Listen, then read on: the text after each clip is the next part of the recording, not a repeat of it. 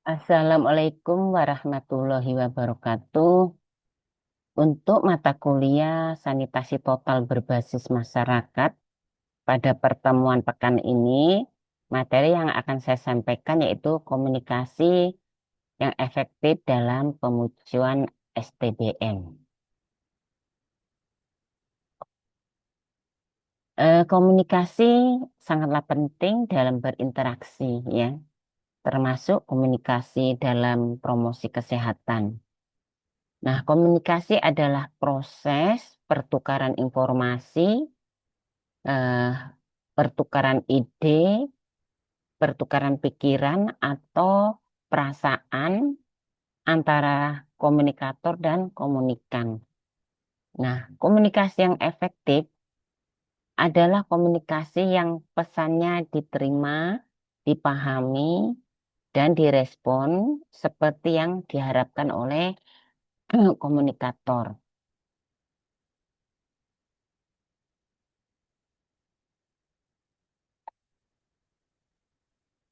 Dalam berkomunikasi tentu saja tidak sedang berbicara dengan diri sendiri, ya, melainkan berkomunikasi dengan orang lain. Nah, ini disebut juga dengan komunikasi interpersonal, ya.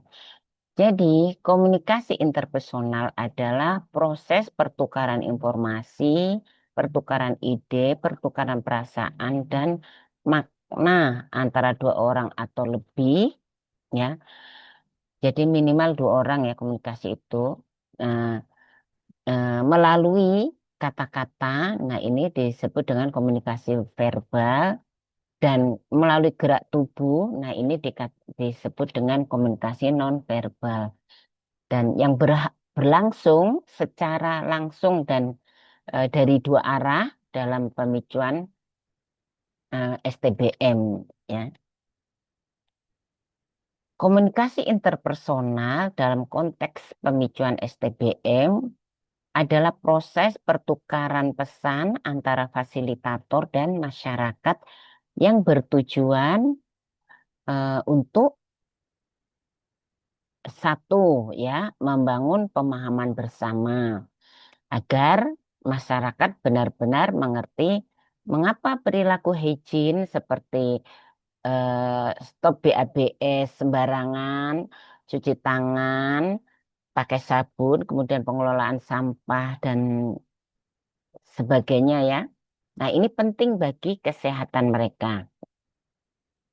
Kemudian juga eh, tujuannya itu untuk menumbuhkan perubahan perilaku, ya, untuk atau untuk menumbuhkan menggugah, ya, eh, menggugah kesadaran dan rasa memiliki, ya, untuk menggugah kesadaran dan rasa memiliki. Ya.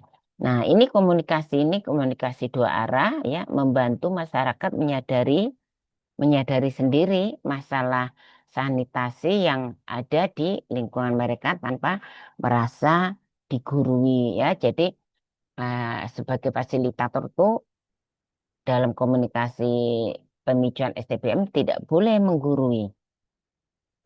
Nah, kemudian juga tujuan yang berikutnya komunikasi interpersonal yaitu untuk menumbuhkan perubahan perilaku, ya.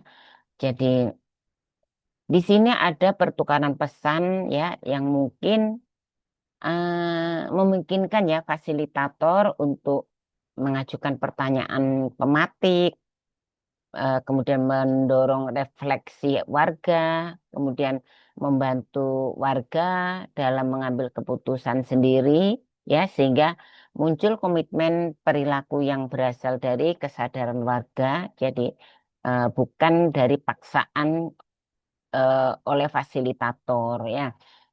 Dan tujuan yang lain juga seperti misalnya memfasilitasi partisipasi aktif. Jadi, dalam komunikasi interpersonal, ya, masyarakat lebih mudah nih mengemukakan pendapat, ya kan? Juga berbagi pengalaman, juga mengidentifikasi masalah di lingkungannya, ya. Kemudian menentukan solusi bersama. Nah, ini dalam komunikasi interpersonal ya, ini memfasilitasi partisipasi aktif ini apa ya, akan lebih mudah.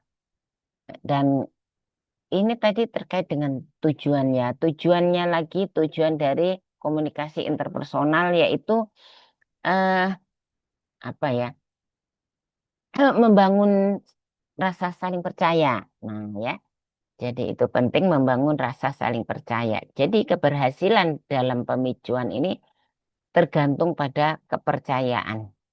Kepercayaan dari warga ya. Nah, dengan komunikasi interpersonal, maka fasilitator dapat menunjukkan empati, kemudian dapat mendengarkan dengan aktif ya. Kemudian apalagi ya, menghargai budaya dan kebiasaan lokal. Kemudian apalagi ya. Nah, eh, sehingga ya dengan demikian warga ini lebih terbuka untuk berdiskusi ya. Kemudian tujuan berikut dari komunikasi interpersonal eh, yaitu eh,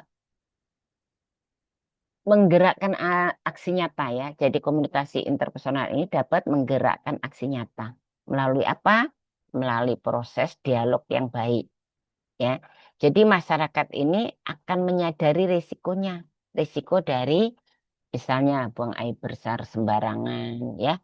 Nah, kemudian juga merasa tergugah secara emosional ya, tergugah untuk apa?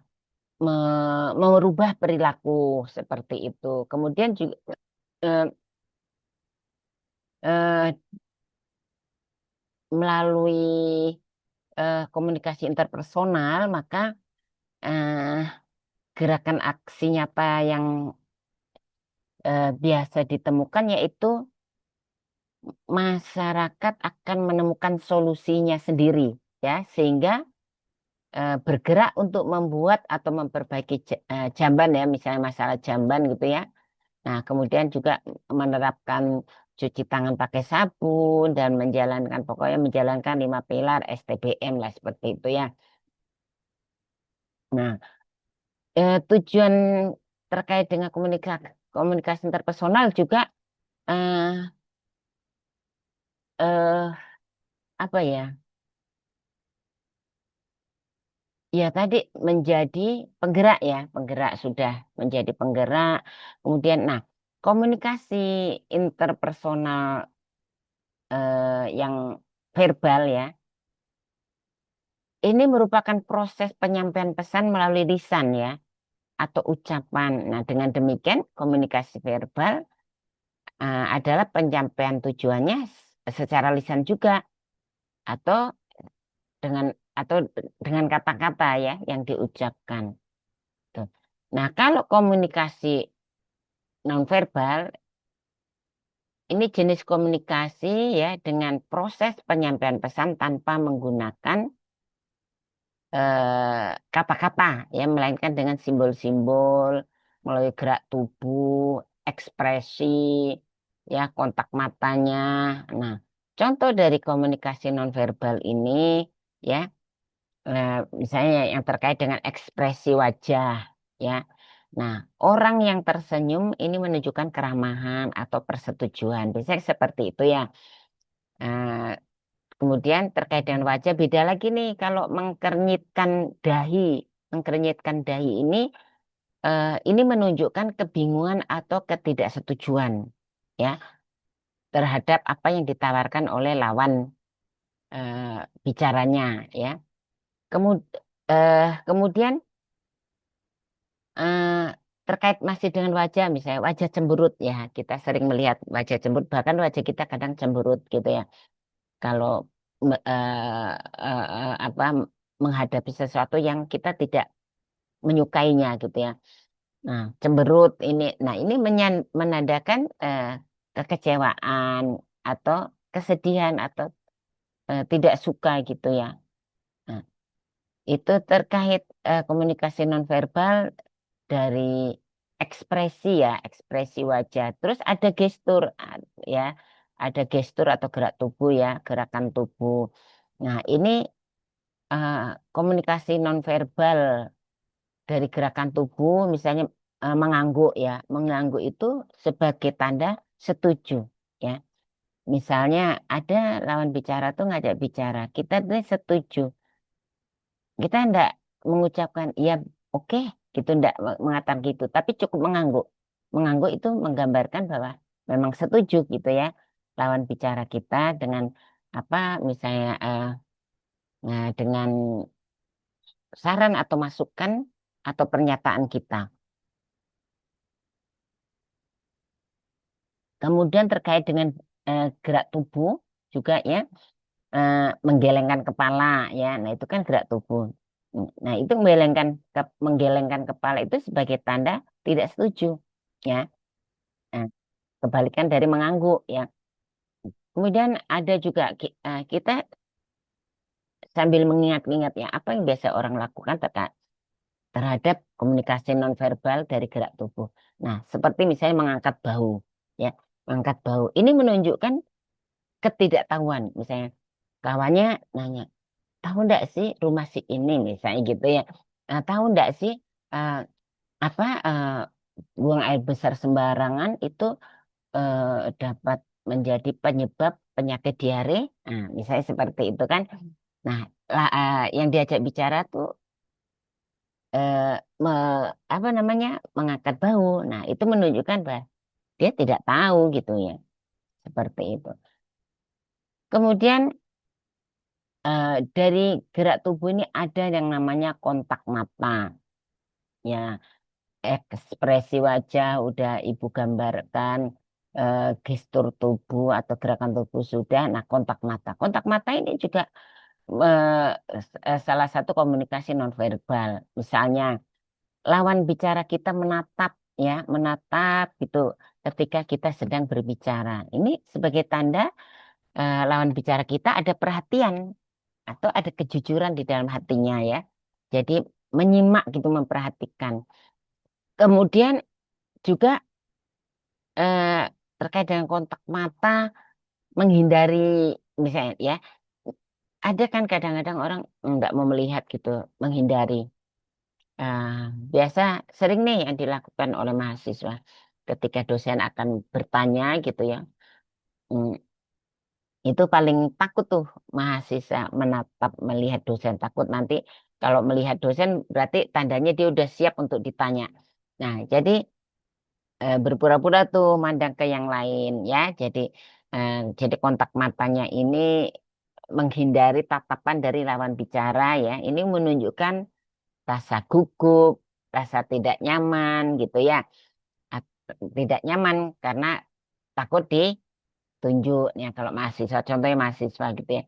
Kemudian nah banyak lagi ya contoh-contoh komunikasi nonverbal terkait dengan gerak tubuh atau postur tubuh ya, postur tubuh. Nah, postur tubuh juga bisa menjadi komunikasi nonverbal ya. Dia bisa menyampaikan pesan dari postur tubuh kita ya.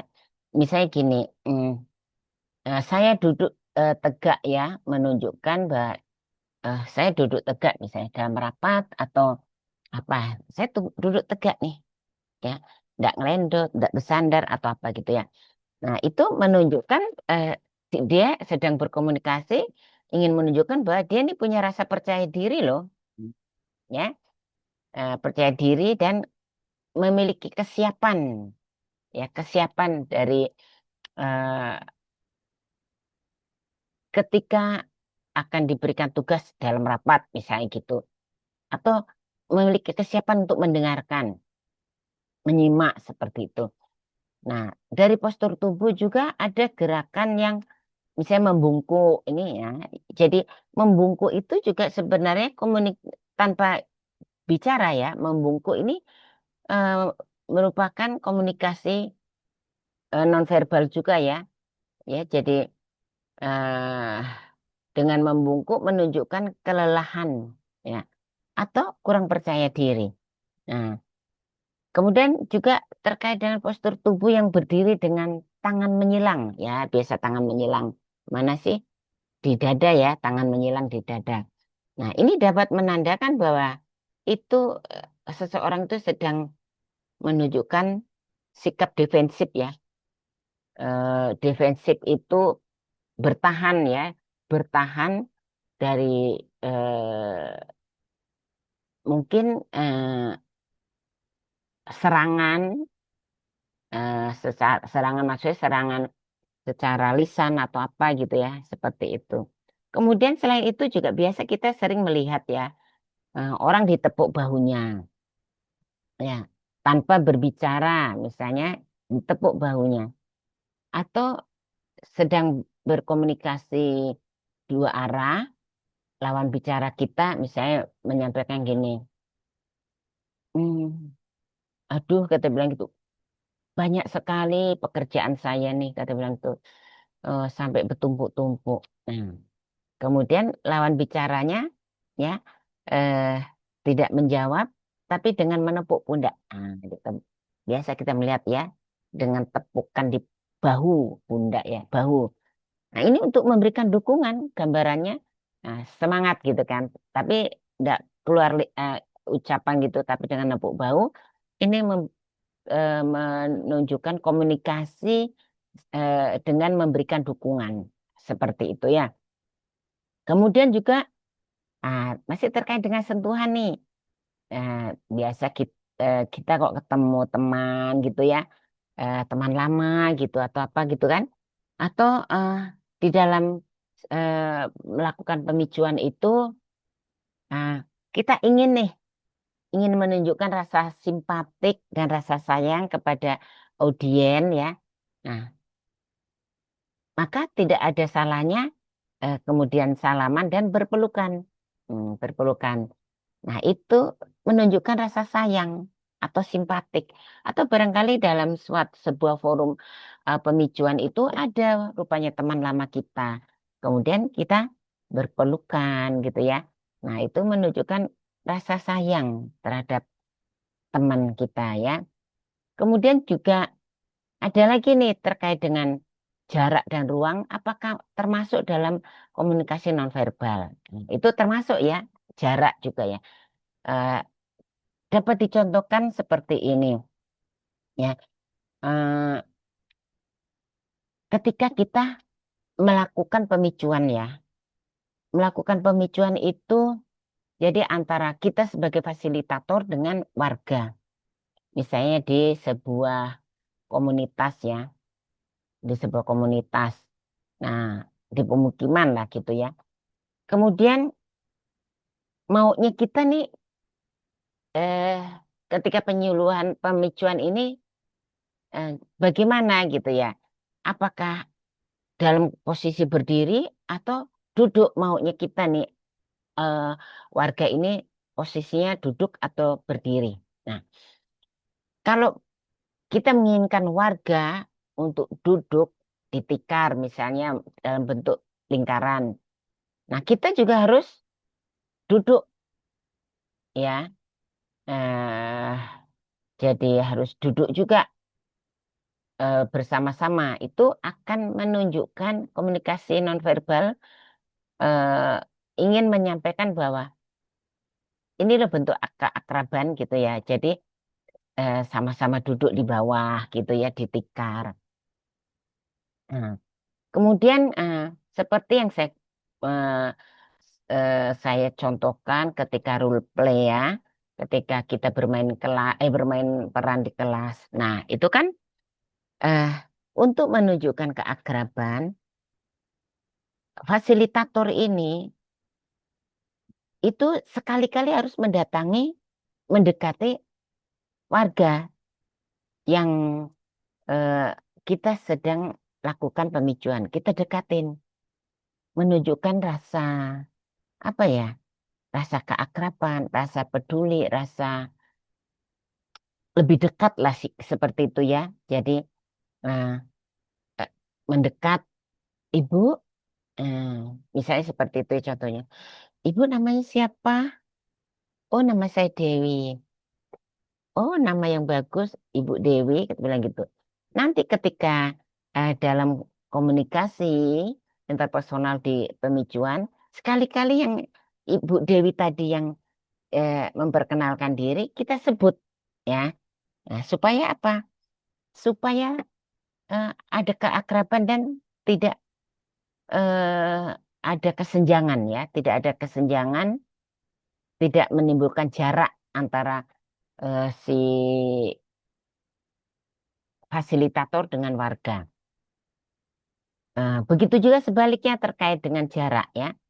Ketika seseorang berusaha menjauh, itu menandakan butuh privasi atau merasa tidak nyaman. Misalnya ketika eh, kita sedang terlibat dalam sebuah komunikasi, diskusi barangkali gitu ya, ada telepon ya, ada telepon. Maka menjauh, menerima telepon untuk menjauh, menandakan bahwa dia ini butuh privasi ya, butuh privasi untuk berbicara dengan orang lain, kemudian dan dengan dia menjauh juga supaya merasa nyaman gitu ya, merasa nyaman karena komunikasi tidak didengarkan orang lain, seperti itu.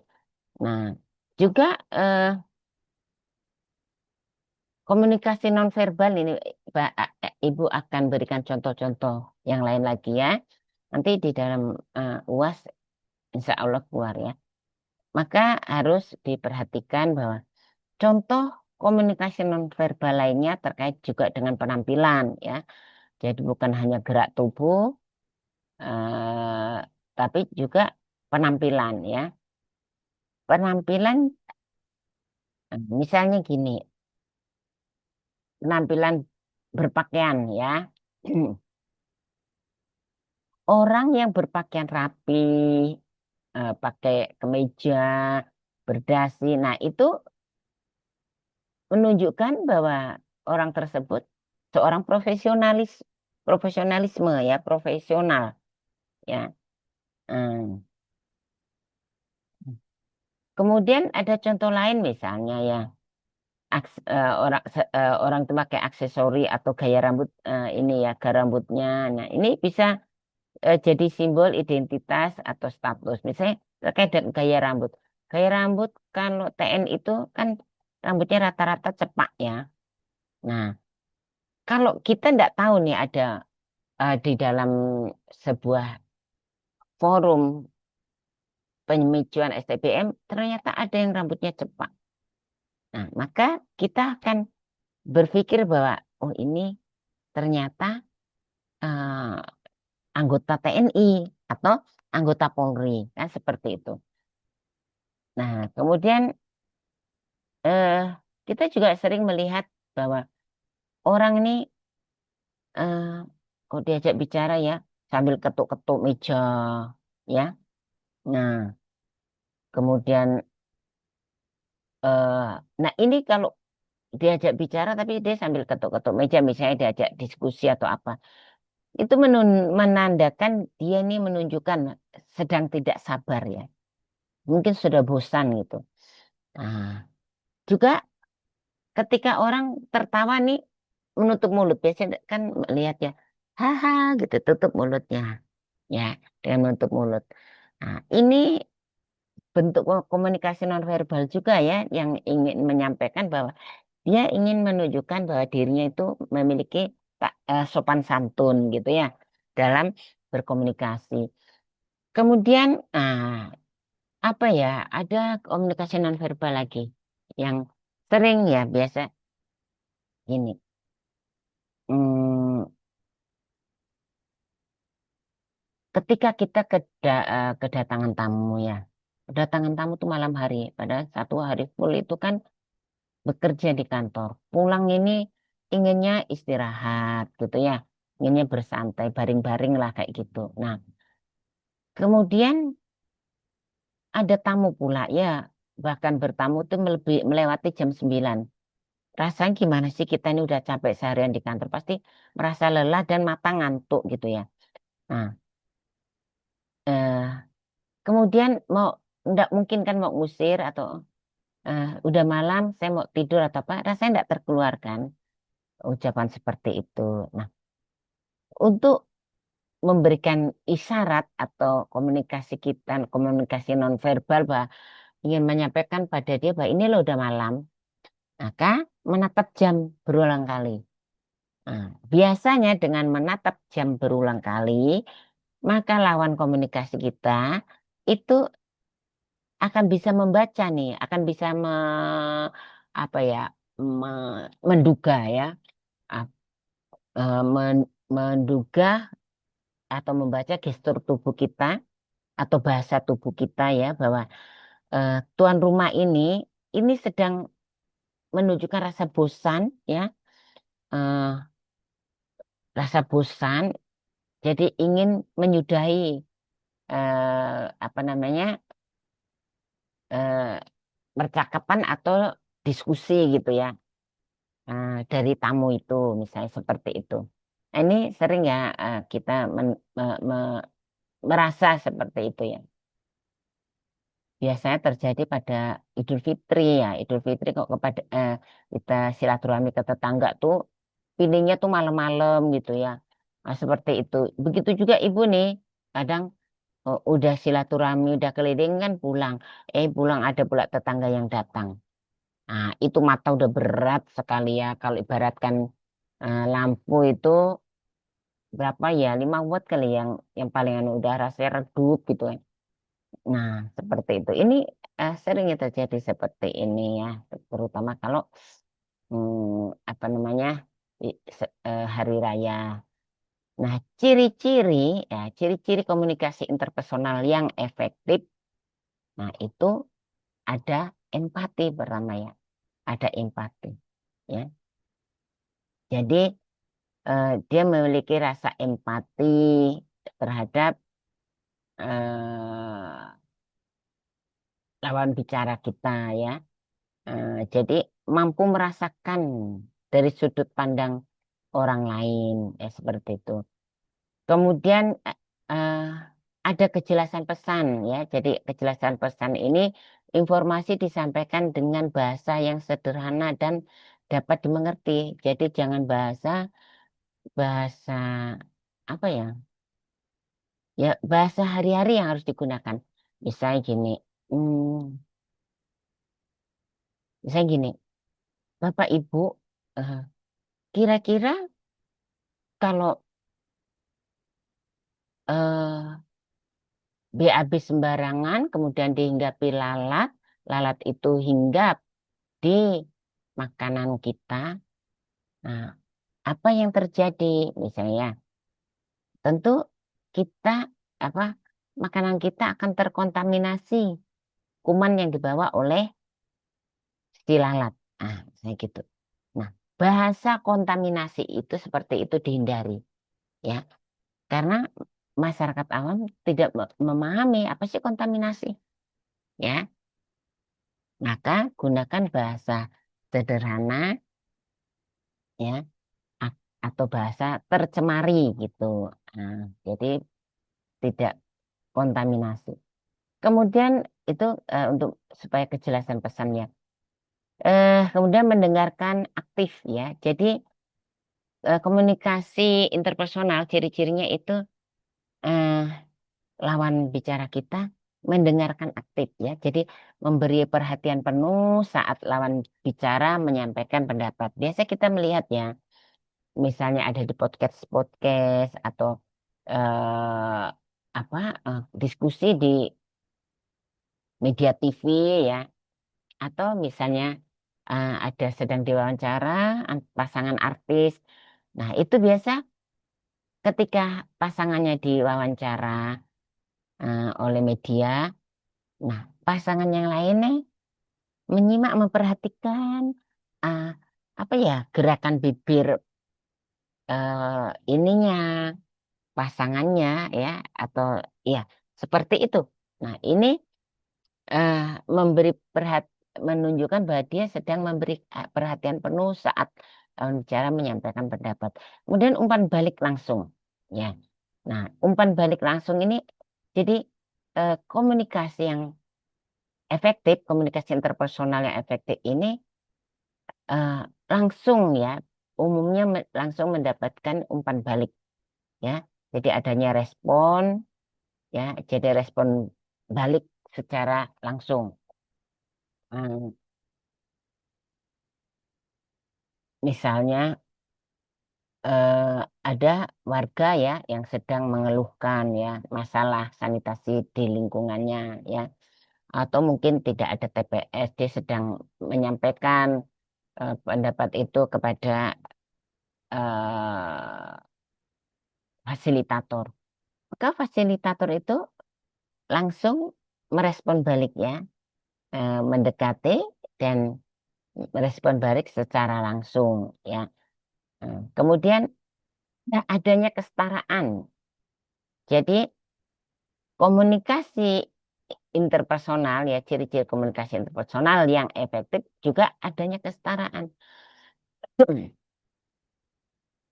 Seperti contoh yang tadi juga sudah Ibu sampaikan ya, bahwa eh, terkait dengan kesetaraan ini juga bisa dicontohkan eh, ketika kita melakukan pemicuan, maka eh, kita membuat kelompok kecil dalam diskusi ya, dalam pemicuan itu, eh, jika warga kita menginginkan warga duduk di bawah supaya lebih akrab, kita juga harus duduk di bawah ya. Jadi sila sama-sama di lantai. Nah, kalau mau berdiri ya berdiri sama-sama itu ya. Ini menunjukkan adanya kesetaraan. Jadi bukan berarti warga ini duduk di tikar, melingkar. Nah, kita sebagai fasilitator duduk pula di kursi ya. Dengan alasan biar dilihat atau apa. Tidak ada alasan seperti itu ya. Karena membutuhkan kedekatan ya supaya lebih efektif komunikasi yang tersampaikan itu.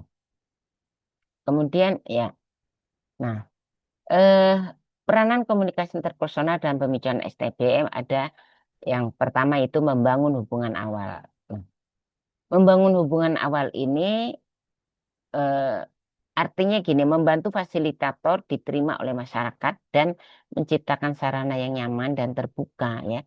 Nah, melalui apa? Melalui tanya jawab langsung. Jadi, ini fasilitator bisa menggali kondisi nyata di masyarakat dengan cara seperti ini ya. Kemudian menggali masalah sanitasi. Nah, melalui apa? Misalnya melalui tanya jawab juga ya dalam menggali itu.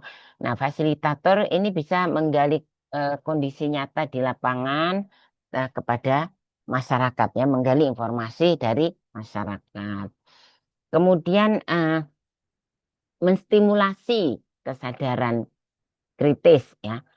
Eh, dalam menstimulasi ini maka fasilitator ini memancing nih reaksi masyarakat melalui apa? Melalui dialog yang menggugah.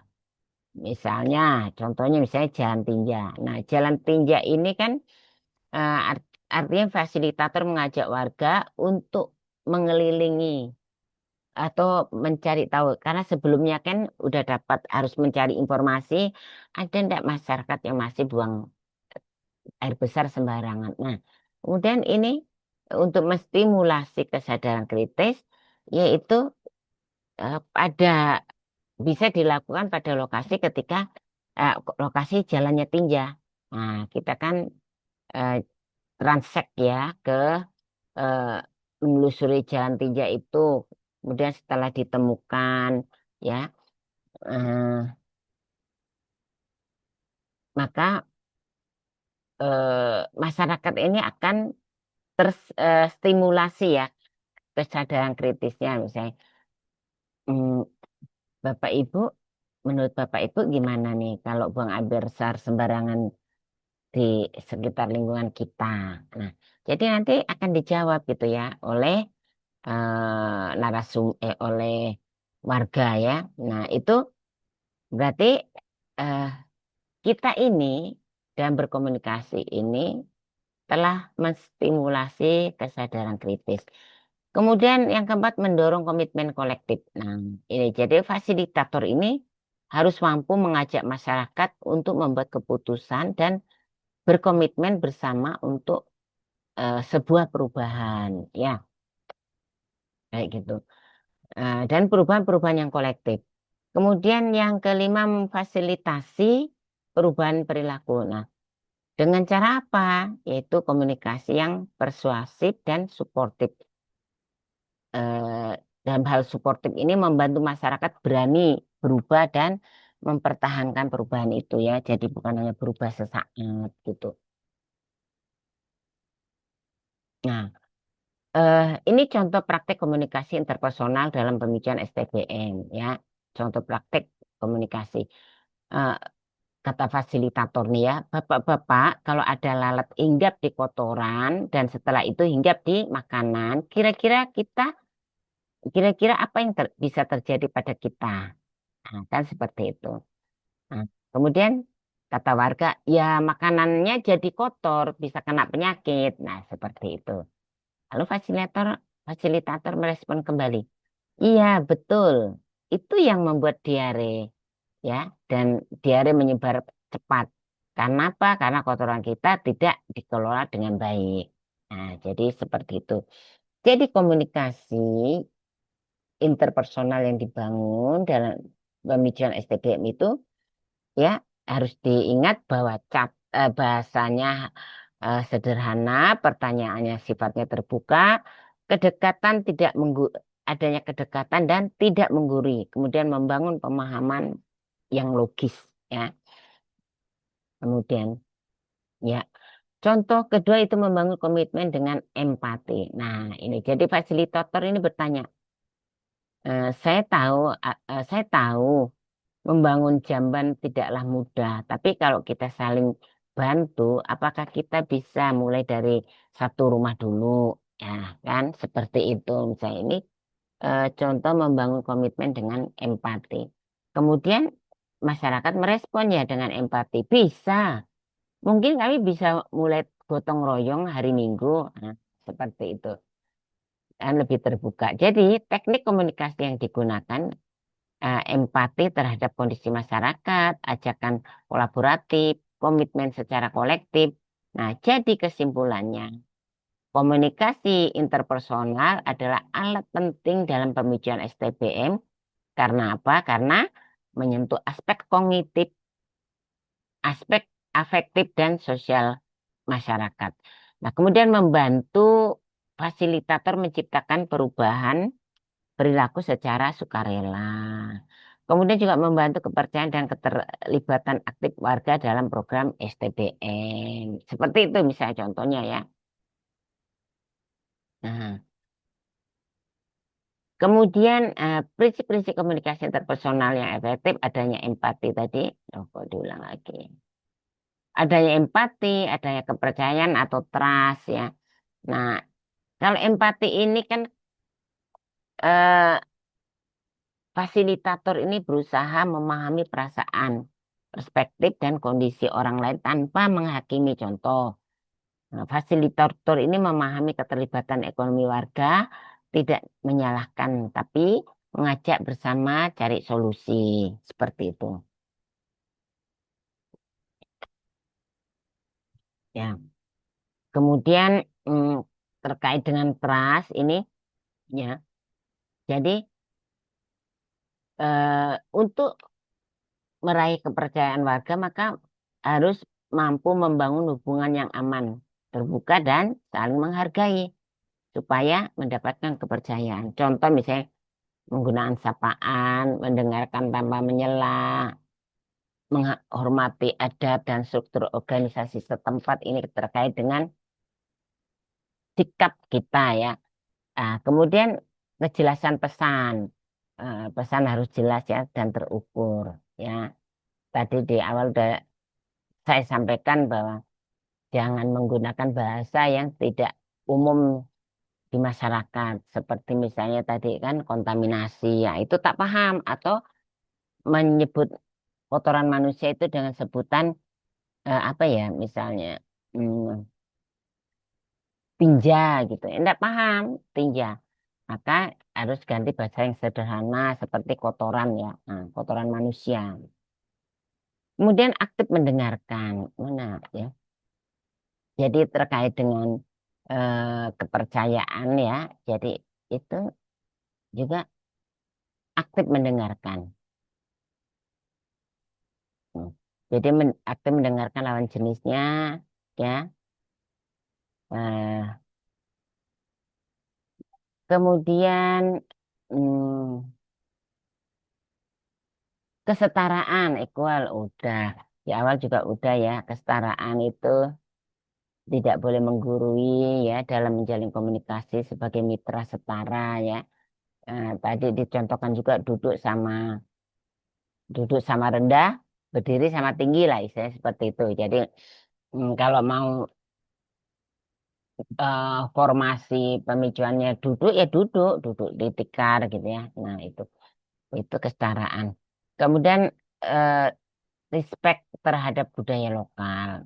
Ya, jadi menghindari sikap apa tuh?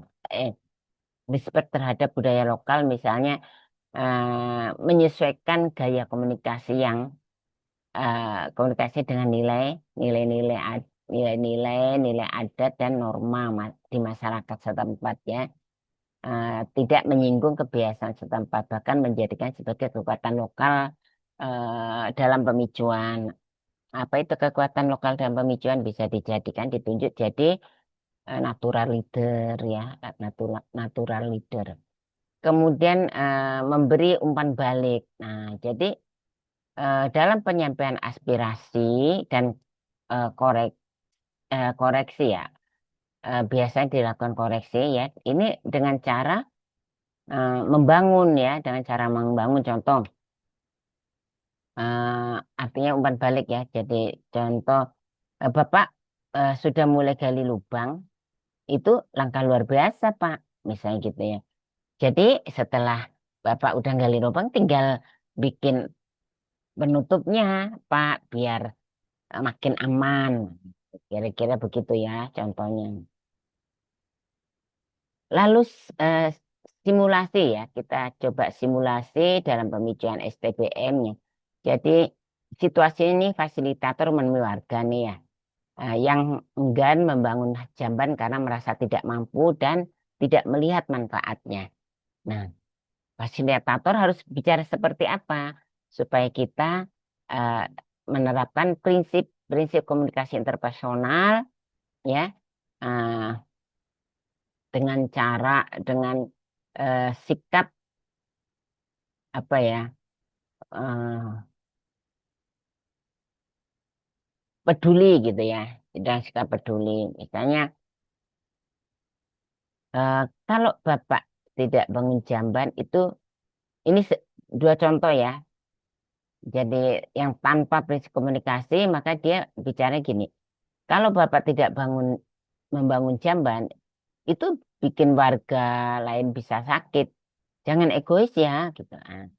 Si fasilitator misalnya sedang memberitahukan gitu. Ini tidak boleh seperti itu ya. Jadi harus dengan prinsip komunikasi interpersonal. Seperti misalnya, saya paham eh, kondisi ekonomi saat ini sedang sulit, tapi kalau kita bisa cari cara-cara gotong royong, mungkin bisa kita memulai dari yang sederhana, ya. Bagaimana kalau kita pikirkan bersama solusinya? Nah, jadi pentingnya prinsip-prinsip eh, apa namanya komunikasi dalam pemicuan ini. Pertama itu dapat menggugah kesadaran masyarakatnya, karena perubahan perilaku tidak bisa dipaksakan. Maka butuh pendekatan manusia. Kemudian juga mendorong aksi kolektif, ya. Mendorong aksi kolektif ini dibutuhkan rasa percaya apa kepercayaan dari warga ya. Jadi hubungan yang setara dan komunikasi yang terbuka. Kemudian juga dapat membangun keberlanjutan perilaku yang bersih ya. Jadi komunikasi dengan eh, komunikasi yang support akan apa ya, memotivasi masyarakat menjaga perubahan perilaku itu ya. Jadi prinsipnya eh, empati, kesetaraan, kejelasan, pesan, respect, budaya, umpan balik ini ya. Jadi eh, ini juga bentuk keberlanjutan membangun apa perubahan perilaku ya. Nah, kemudian membangun komunikasi yang efektif itu baik verbal maupun nonverbal itu ada strateginya ya. Jadi strategi membangun komunikasi ada 4. Strateginya mengetahui dulu nih siapa mitra bicara kita ya. Jadi dalam komunikasi seseorang ini harus menyadari benar dengan siapa kita berbicara. Apakah dengan Pak Camat, apakah dengan Pak Lurah, apakah dengan bidan desa, apakah dengan apa ya tokoh masyarakat atau berbicara dengan kader. Nah, seperti itu ya. Ini perlu ini mengetahui dari awal, harus tahu gitu ya. Mengapa demikian? Ya, eh, karena dengan mengetahui audien, audien kita ini, maka fasilitator ini harus cerdas dalam memilih kata-kata yang digunakan dalam menyampaikan informasi dari buah pikiran kita ya.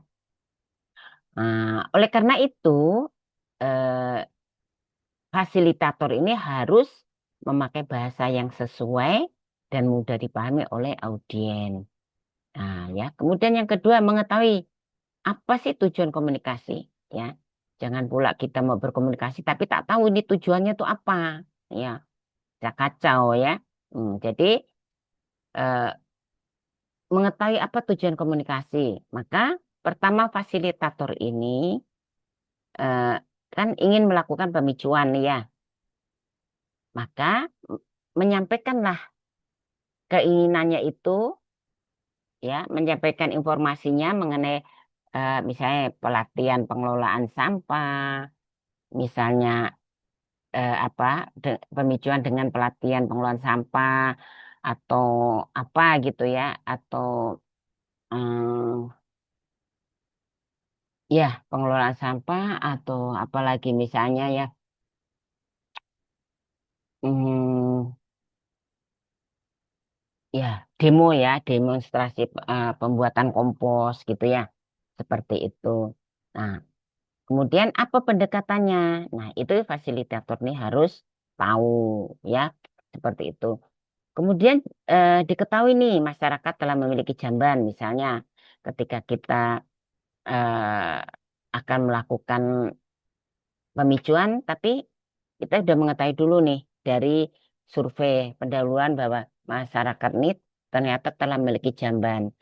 Tetapi masyarakat masih membuang pempos misalnya ya di tempat eh, ya ya apa pempes bayi yang terdapat tinjanya ya misalnya itu di TPS dibuang begitu saja. Nah, ah, itu kan berbahaya ya pempes meskipun kotoran bayi ya tinjanya bayi kalau dibuang sembarangan sama saja itu buang air besar sembarangan ya BAB sembarangan itu ya. Nah, maka fasilitator nih ingin nih memberikan pemicuan kepada masyarakat, misalnya mamut-mamut ya, mama muda itu ya, yang istilah mamut ya, mama muda yang memiliki balita ya, untuk karena ingin mengusulkan penyuluhan ke pihak kecamatan misalnya. Nah, kemudian siapkan nih apa pendekatannya, pendekatan komunikasi yang akan digunakan pada Pak Camat misalnya, eh, gitu. Eh, ini eh, apa namanya? Maka kita harus sampaikan kepada Pak Camat apa sih pendekatan komunikasinya.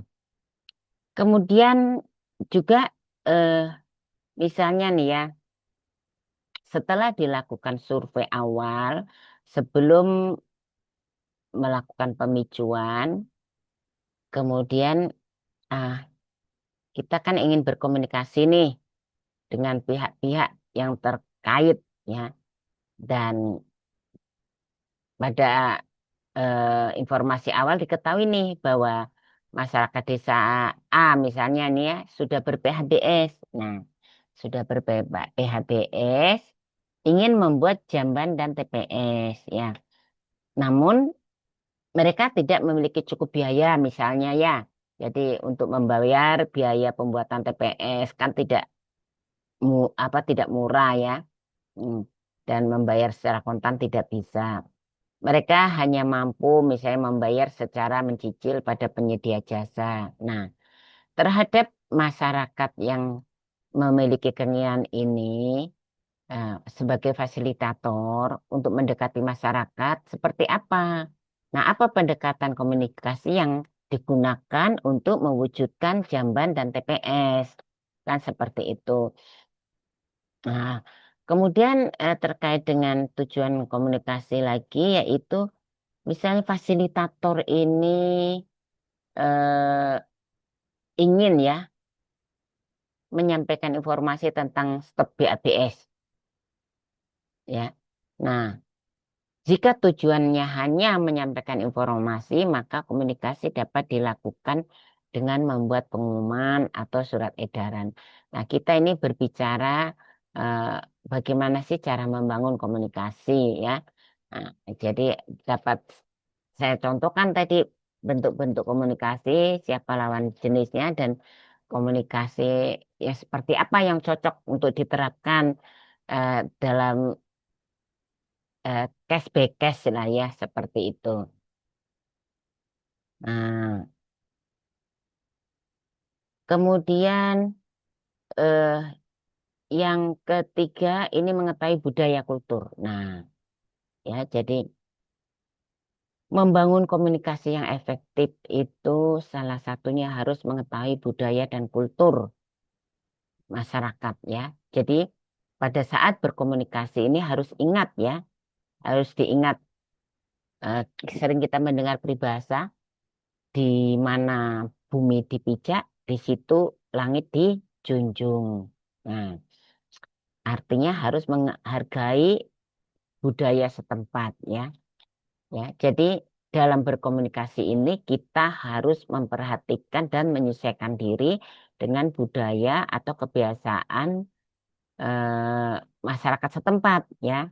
Contohnya misalnya berbicara sambil menunjuk sesuatu ya dengan telunjuk kepada orang lebih tua. Nah, ibu ini eh, ya, jadi saya juga paling paling marah ya kalau ada orang bicara pakai nunjuk-nunjuk gitu. Kenapa sih harus pakai nunjuk? Nggak nunjuk juga kita paham ya.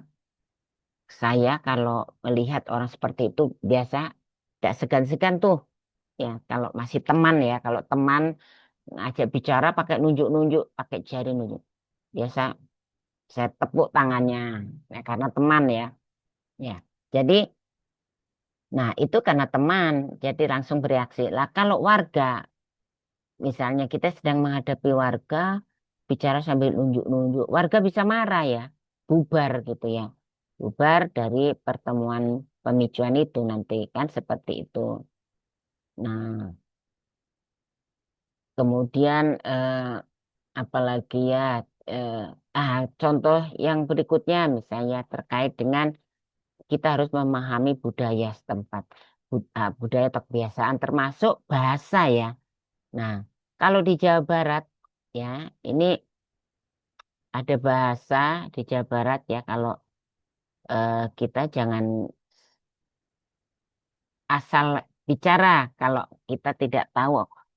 eh jadi sebelum masuk ke sebuah wilayah untuk memberikan pemicuan, kita harus pelajari dulu apa sih ada kata-kata yang sama dengan kata-kata umumnya, tapi di daerah tersebut ternyata kata-kata itu tabu, ya tabu untuk diucapkan, misalnya seperti itu ya. Contohnya misalnya apa ya? Ada contohnya misalnya, oh ya,